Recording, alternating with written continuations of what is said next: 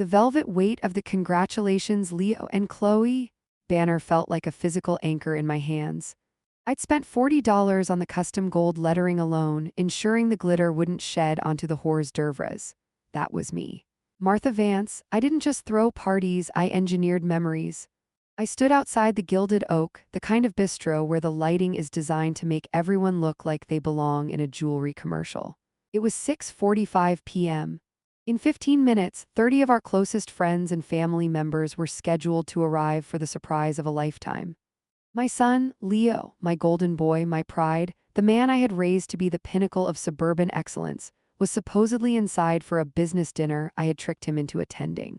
I leaned toward the frosted glass of the side window, a giddy smile already tugging at my lips. I wanted to catch a glimpse of his face before the chaos started. I saw him almost immediately. He was sitting at a corner booth, the candlelight catching the sharp line of his jaw. But he wasn't alone, and he wasn't with Chloe. Chloe was the girl I had picked, well, encouraged. She was the daughter of my best friend, a pediatric surgeon with a laugh like wind chimes. They had been dating for 2 years, or so I thought. Inside the booth, Leo was leaning across the table, his hands interlaced with a woman I had never seen in my life. She had dark, curly hair that tumbled over her shoulders in a messy way Chloe would never allow. She wore a simple silver band on her right hand and a look of absolute, terrifying adoration on her face. Then, Leo leaned in. He didn't just kiss her, he lingered there, his eyes closed in a way that spoke of years, not months. My heart didn't just drop, it felt like it evaporated. The heavy oak door creaked open as a waiter stepped out to adjust the patio heater. He saw me clutching the banner like a weapon. "Oh, are you with the Miller party?" he asked, checking his tablet.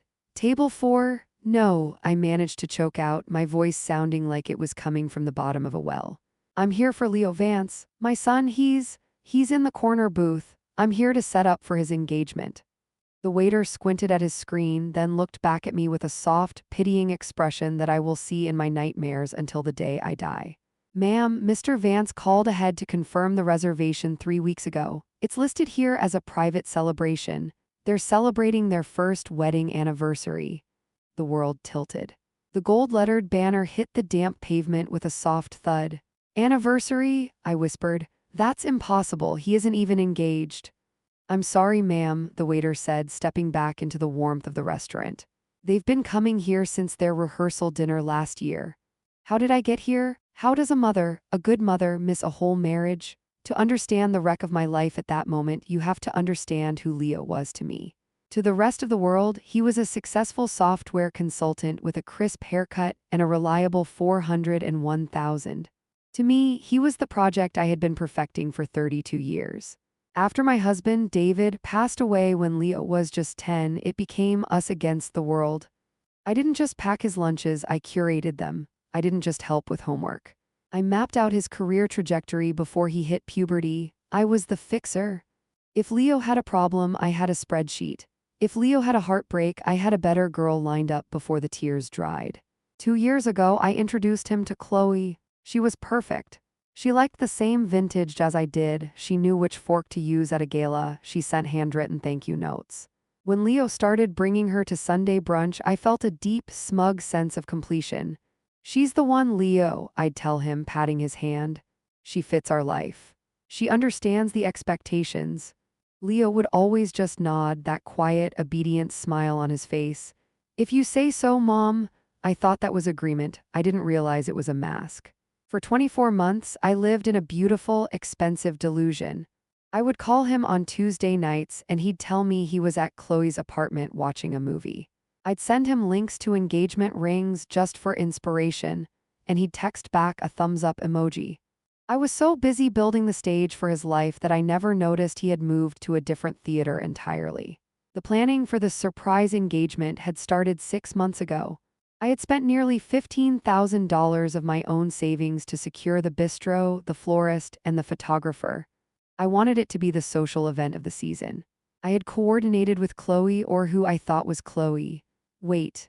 I pulled my phone from my pocket, my fingers trembling. I looked at my last text to Chloe. "Is Leo ready for tonight? The surprise is all set." The reply from Chloe. "He's so excited for the business dinner, Martha. See you at 7 o'clock. The realization hit me like a physical blow. Chloe was in on it. She wasn't his girlfriend, she was his accomplice. She was the decoy he used to keep me busy, to keep me looking left while he lived his real life on the right. She had been playing the role of the approved girl to keep the fixer at bay. Every Sunday brunch, every holiday dinner, every date I'd facilitated, it was a scripted performance. I looked back through the window. The woman, the wife, was laughing now. She reached out and tucked a stray hair behind Leo's ear. He caught her hand and kissed her palm. It was an intimacy so profound, so effortless, that it made every interaction I'd had with him feel like a transaction. I thought about the guest list currently driving toward this restaurant. My sister Sarah, who loved to gossip. Leo's boss, who I'd personally invited to show off my son's stability. Our neighbors, all of them coming to celebrate a lie I had invented. The humiliation started as a low simmer in my gut and rose into a scalding heat. I wasn't just a mother who had been left out, I was a mother who had been handled. Managed, like a difficult client or a senile relative. He married a stranger. He had stood before a priest or a judge or a clerk, and he had promised his life to someone whose last name I didn't even know. He had bought a house, maybe. Did they have a dog? Did she cook for him? Does he tell her the things he used to tell me? The fixer in me wanted to run. I wanted to call the guests, tell them the event was canceled due to a plumbing emergency, and go home to my quiet, organized house to cry until I went blind. I wanted to preserve the illusion for just one more night. But then I saw Leo look at his watch. He was probably checking to see how much longer he had to play the game before he could go home to his real life. He looked happy. Truly, sickeningly happy. A cold, hard resolve settled over me. No more spreadsheets, no more decoys, no more if you say so, Mom. I reached down and picked up the banner. I smoothed out the gold glitter, the word congratulations mocking me in the street lamp's glow. I folded it neatly, though my heart was anything but neat. I wasn't going to let them have their anniversary dinner in peace. Not when they had built their happiness on the ruins of my trust. I wanted answers. I wanted to see the look on his face when the woman who gave him life finally saw the life he had stolen from her. I walked toward the heavy oak doors. My heels clicked on the pavement like a countdown. I am a mother, and a mother deserves to know her daughter-in-law's name before the first year is up. I pushed the door open. The chime above the entrance rang out, a sharp, clear sound that signaled the end of the world as I knew it. I didn't head for the check-in desk, I headed straight for the corner booth. The air inside the gilded oak was thick with the scent of roasted garlic and expensive perfume, a stark contrast to the biting chill I had left on the sidewalk. As I walked toward the corner booth, the restaurant seemed to blur into a tunnel of golden light and clinking silverware. I felt like a ghost haunting my own life. I reached the edge of their table and simply stood there. The woman, Alina, was mid-laugh, her head tilted back, showing the delicate line of her throat. Leo was looking at her with a softness I hadn't seen since he was 5 years old. Then, he sensed a shadow. He turned his head, the smile still lingering on his lips for a fraction of a second before it died, not a sudden death but a slow, horrific draining of color. Mom, the word was a puff of air devoid of the warmth he usually forced into it. Hello, Leo, I said. My voice was eerily steady, the kind of calm that precedes a Category 5 hurricane. I hope I'm not interrupting your business dinner? The silence that followed was absolute. It felt as though the entire restaurant had stopped breathing. Alina's smile faded into a look of polite, flickering confusion. She looked at Leo, then back at me, her large brown eyes searching mine. Leo, she asked softly, is this your mother? Leo didn't answer immediately. He gripped his linen napkin so hard his knuckles turned a ghostly white. He looked trapped, like an animal realizing the cage door had been locked years ago. Martha, he finally said, using my name instead of Mom. It felt like a slap. What are you doing here? I'm here to celebrate, of course, I said, my eyes drifting to the woman. The waiter tells me it's your first anniversary. I must have missed the save the date for the wedding. Was I busy that day? Or perhaps the invitation just got lost in the mail for 365 days? Alina stood up, her chair scraping against the hardwood floor with a sharp, dissonant screech. She reached out a hand, her expression softening into something that looked dangerously like pity. Oh, Martha, I'm Alina. I've wanted to meet you for so long. Leo, he told me you weren't ready. He said the timing was never right. I ignored her hand. Not ready. I've spent 2 years planning his life with Chloe. I've spent $15,000 on a party that starts in 10 minutes in the ballroom downstairs. 30 people are on their way here to watch him get engaged to a woman who apparently spent the last year lying to my face alongside him. Leo finally stood up. He was taller than me, but he had always carried himself with a slight slouch around me, a physical manifestation of his desire to shrink. Not tonight. He stood straight, and for the first time, I saw the man he had become behind my back. Chloe isn't my girlfriend, Mom, she's my friend. My only friend who is willing to help me breathe, he said, his voice dropping to a low, vibrating register. You lied to me, I hissed, the calm finally beginning to fracture. Every Sunday, every holiday, you let me believe. I let you believe what you wanted to believe. Leo interrupted, not loudly but with a finality that silenced the tables around us. Because the alternative was this. This exact moment, you standing over me telling me who to love and how to live. Do you remember Sarah from college? The name hit me like a stone. She wasn't right for you, Leo. She had no ambition. She was the love of my life at 21, he snapped. But you called her parents. You told them she was distracting me from my finals. You humiliated her until she couldn't look at me without crying. And then there was Rebecca. You told her I was planning to move to London just to see if she'd break up with me. You fixed every relationship I've ever had until there was nothing left but a shell of a person who did exactly what you said. Alina reached for his arm, her touch grounding him. Leo, maybe we should step outside? No, Leo said, his eyes locked on mine. She needs to hear this. Mom, I met Alina at a gallery opening 2 years ago. The minute I saw her, I knew, and the second thing I knew I had to keep her as far away from you as possible if I wanted to keep her at all. He took a deep breath, and I saw a flicker of the little boy I'd raised, but it was quickly replaced by a cold, hardened stranger. We got married at City Hall on a Tuesday morning, he continued. It was the happiest day of my life because you weren't there to tell me the flowers were wrong or the venue was beneath us. We bought a condo in the city. We have a life. A real, messy, beautiful life that has absolutely nothing to do with your spreadsheets or your expectations. I did everything for you, I whispered, my eyes stinging. I gave up my life after your father died to make sure yours was perfect. No, Leo said, and this was the blow that broke me. You didn't do it for me, you did it so you could look at me and see a reflection of your own success. You didn't want a son, Martha, you wanted a trophy. Alina looked at me then, and there was no malice in her face. Just a profound sadness. I'm so sorry it happened like this, she said. I really am. We wanted to tell you, but he was terrified. Terrified of his own mother, I breathed. Yes, Leo said simply. And looking at you right now, I was right to be. I looked at him, really looked at him.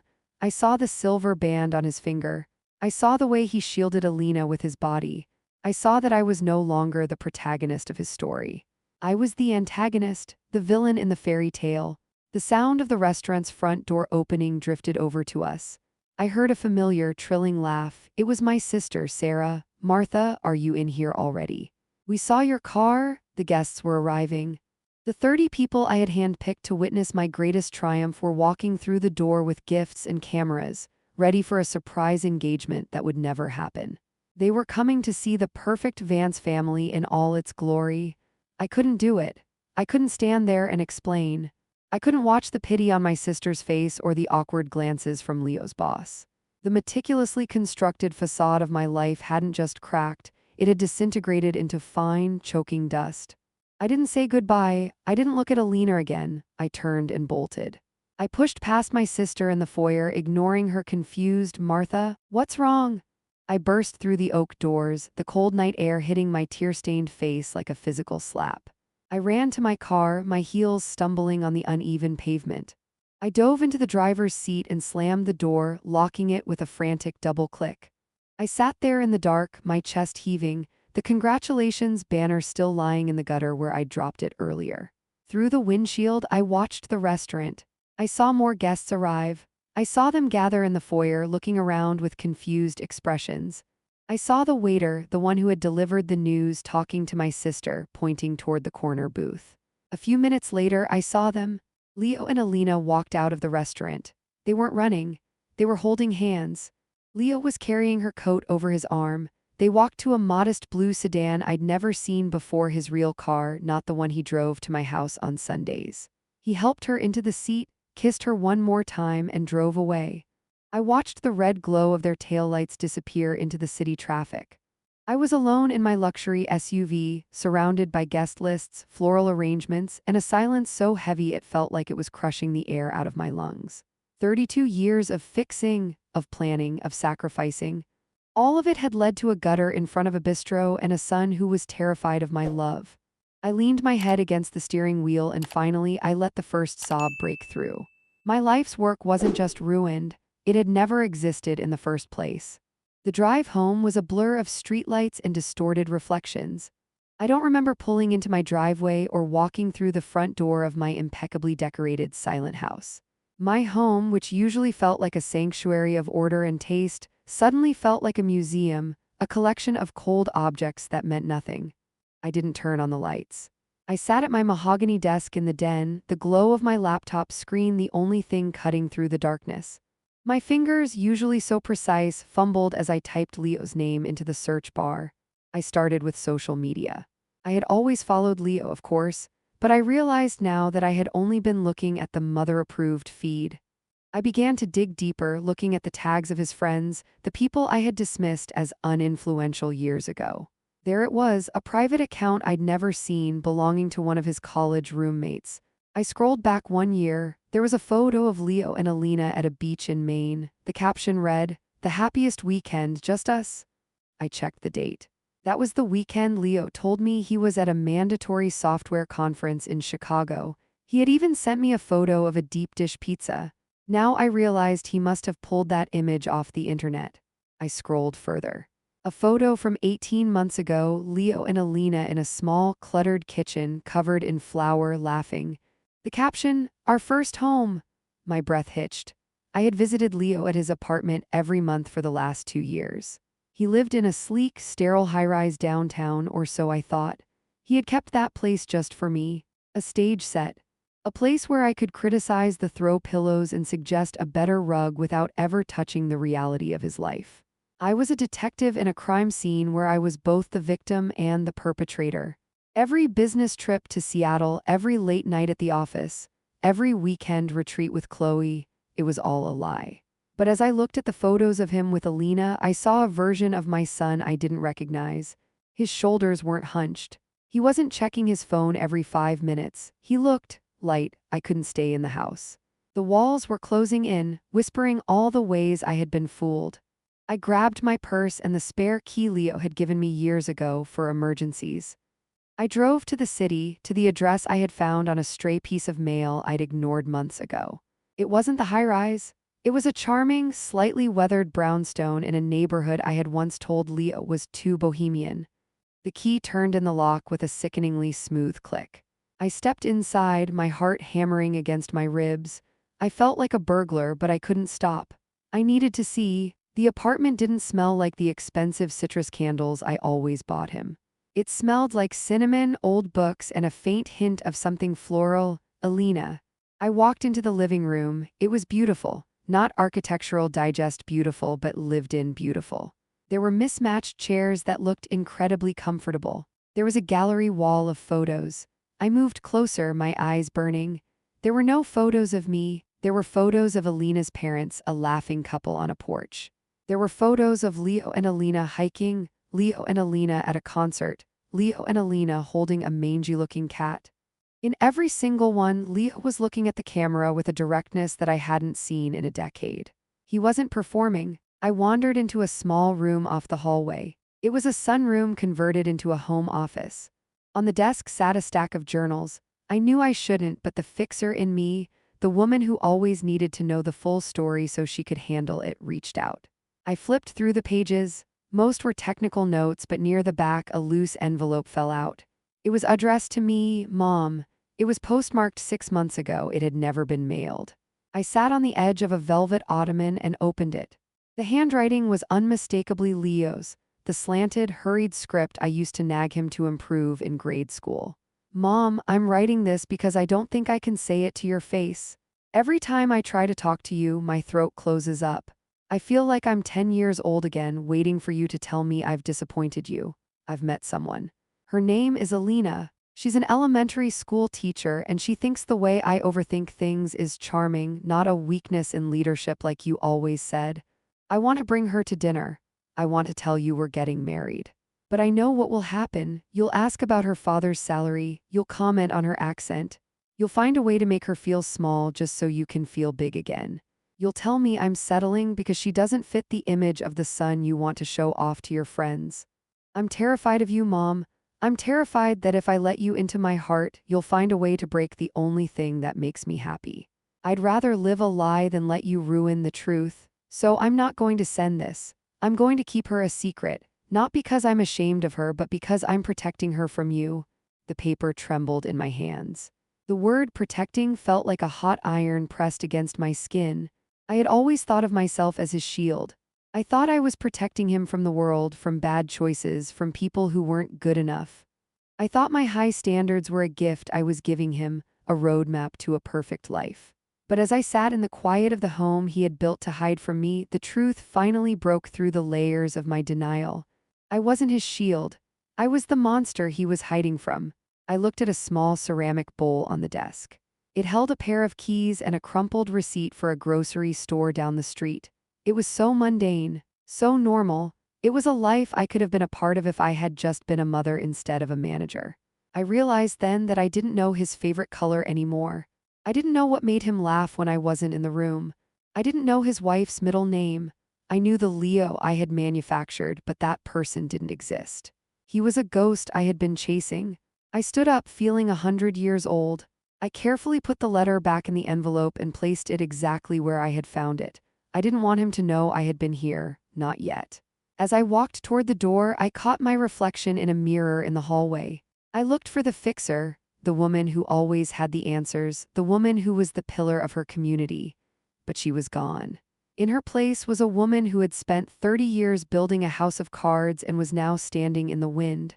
I stepped out into the hallway and locked the door behind me. I didn't go back to my house. I drove to a 24-hour diner, sat in a vinyl booth, and ordered a cup of black coffee. I pulled out my phone and looked at the contact for Chloe. I realized she wasn't just an accomplice. She was probably the only person who saw how desperate Leah was. I felt a sudden, sharp pang of guilt for her, too. How much had I pressured that poor girl? How many girls' lunches had I forced her into, talking about a wedding that she knew was never coming? I stayed in that diner until the sun began to peek over the city skyline. I had spent my life trying to control the narrative. I wanted the perfect sun, the perfect wedding, the perfect story to tell my friends. But the story was over. The book was closed, and for the first time in my life, I had no idea what happened in the next chapter.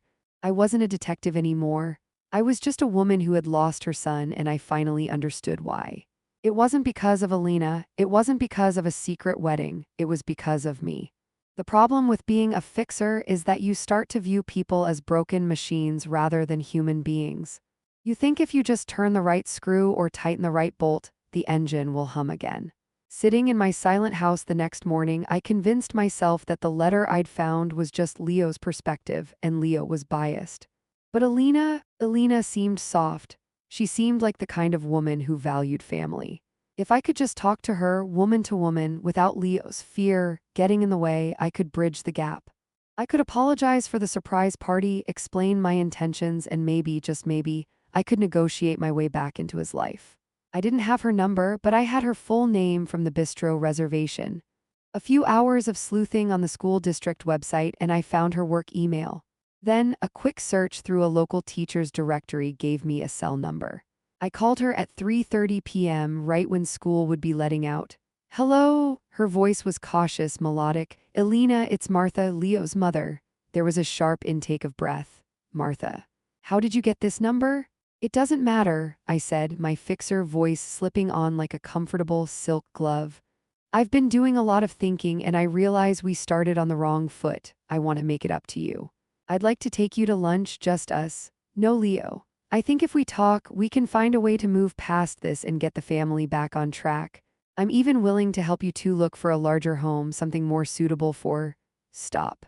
Just stop, Martha." Alina's voice wasn't soft anymore. It was trembling with a mixture of anger and disbelief. Do you have any idea how violated I feel right now? Leo told me you'd do this. He said you'd find a way to bypass his boundaries. You didn't call to apologize, you called to manage me. I'm trying to help, I insisted, my heart racing. I have resources, Alina. I have experience. You have a sickness, Martha, she snapped. You think love is a transaction. You think if you buy us a house, you own a stake in our marriage. Goodbye. The line went dead. 10 minutes later, my phone buzzed. It was a text from Leo. My heart leaped, thinking he was reaching out. Instead, it was the digital equivalent of a firing squad. You contacted my wife at her place of work. You hunted her down after I explicitly told you to stay away. That was your last chance, Mom. I'm done. Don't call me. Don't come to the apartment. I saw you on the doorbell camera last night. Don't send mail. If you show up at my door again, I'm calling the police. I need you to stay away from my family. I tried to type a reply. Leo, please, I just wanted to. The bubble turned green. Then a notification appeared. Message not delivered. He had blocked me. I tried calling. It went straight to a generic voicemail. I tried calling the office. His secretary, a woman I had sent Christmas gift baskets to for years, sounded strained. I'm sorry, Mrs. Vance. Leo has asked that all calls from this number be screened. He is unavailable. The fixer had finally broken something that couldn't be glued back together. Then came the social execution. In a small, affluent suburb, a canceled $30,000 surprise engagement to a woman who wasn't even the girlfriend is the kind of scandal that feeds the neighborhood for a decade.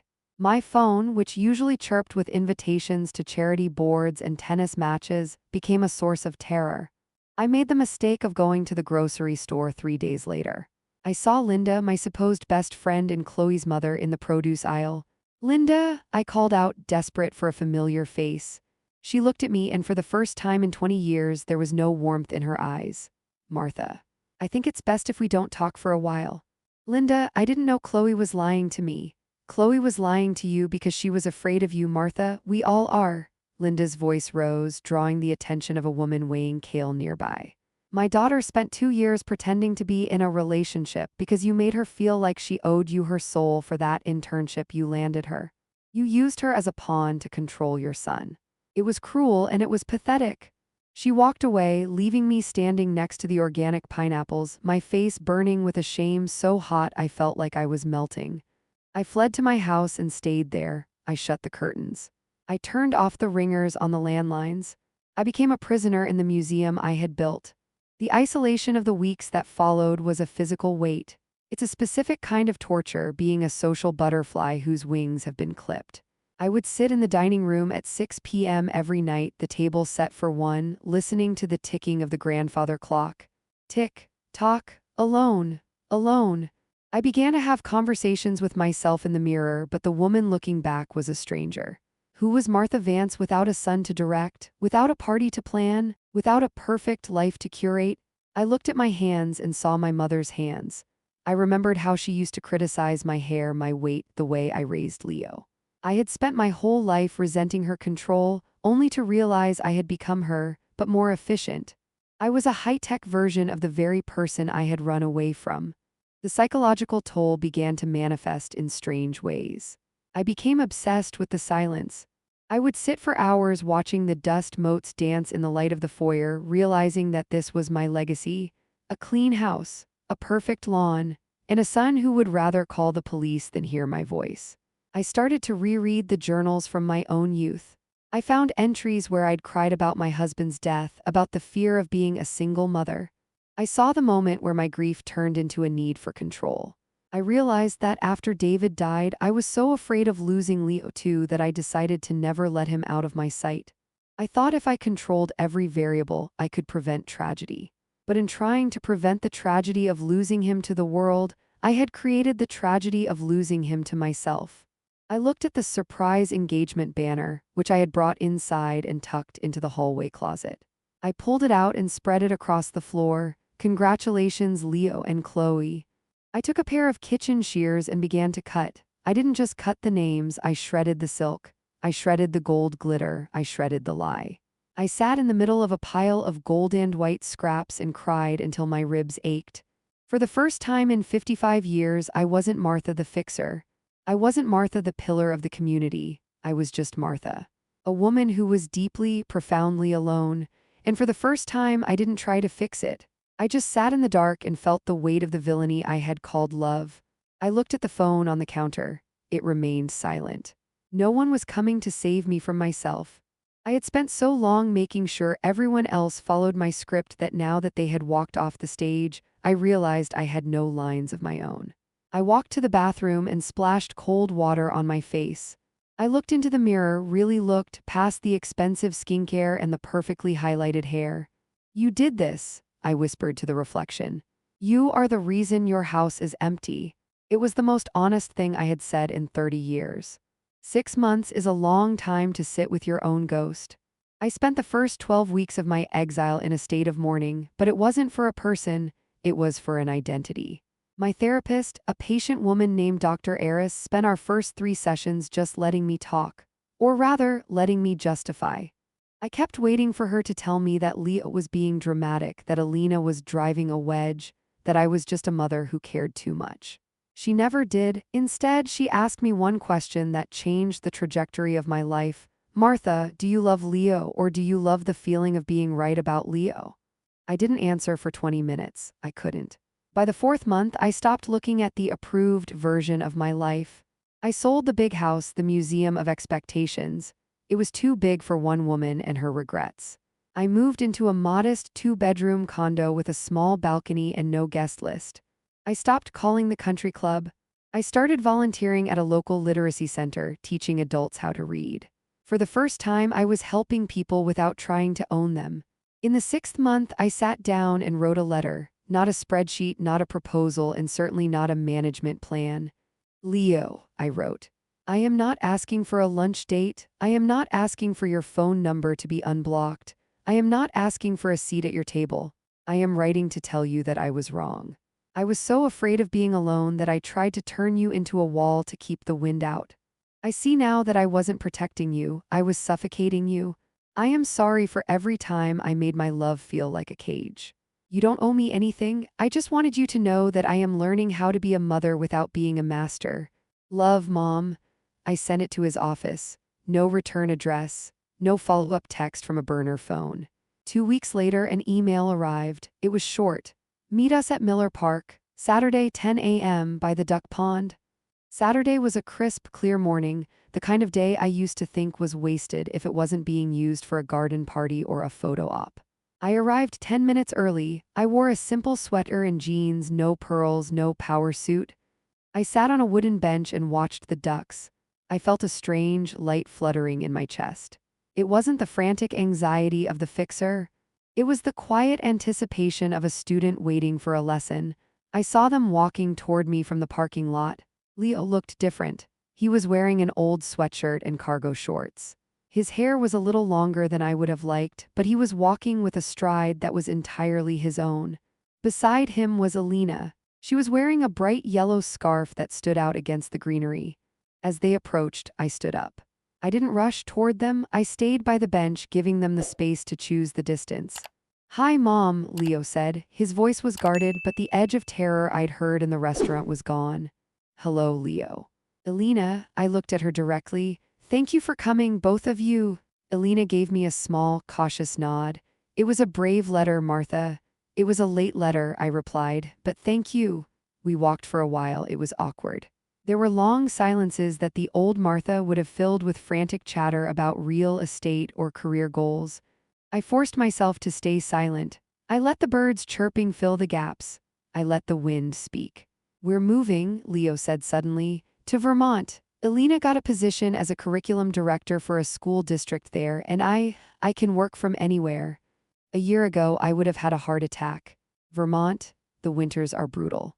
There's no networking. What about your upward mobility?" Today, I just looked at the way he held her hand as he said it. "That sounds like a beautiful adventure," I said, and I meant it. "Will you have enough space for that cat I saw in the photos?" Leo stopped walking. He looked at me, his eyes searching mine for the trap, the hidden criticism. He found nothing but a tired, honest woman. "Yeah," he said, his voice softening. "The new place has a screened-in porch. He'll love it." We sat on the grass for an hour. I didn't ask when they were having children. I didn't ask about their mortgage rate, I listened. I listened to Alina talk about her students. I listened to Leo talk about a hobby he'd picked up, woodworking, something I had once told him was a waste of time for a professional. He showed me a picture of a coffee table he had built. It was sturdy and honest. "It's beautiful, Leo," I said. "You have your father's hands." He looked away then, his eyes shimmering. "Thanks, Mom." It wasn't a happily ever after. There were no grand hugs, no tears of joyous reunion. The trust between us was a thin, fragile thread, and we both knew it. I had spent 30 years cutting that thread, and it would take 30 more to weave it back into something that could hold weight. But the thread was there. When it was time for them to go, Leo turned to me. "We'll send you the new address, Mom. Maybe you can come up for a weekend in the fall to see the leaves." "I would love that," I said. "Only if it's a good time for you." He smiled, a real smile. "It will be."